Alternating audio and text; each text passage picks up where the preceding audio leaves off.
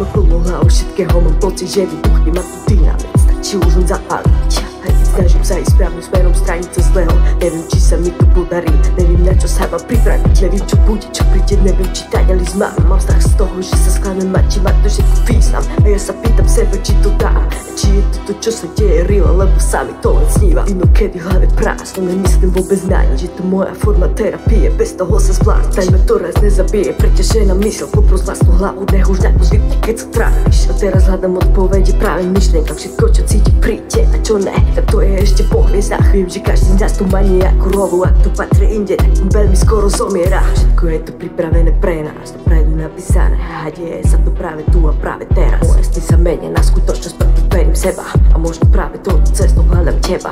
Pôjdeme na koniec sveta, ak to bude treba. Ak ma tam čaká niečo krajšie, ak bolo doteraz, už som dostrpela, nabieham na tú trať ako strela. Všetko, čo ma príde, všetko je to pripravené pre nás. Podstatné je sa už na minulosť nepozerať, spraviť hrubú čiaru za tým, toto je životný prevrat, treba sa prebrať, slnci poutierať.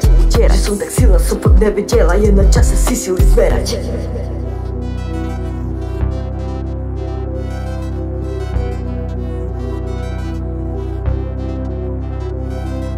Plnú hlavu všetkého, mám pocit, že vybuchne ma tu dynamit. Stačí už len zapáliť.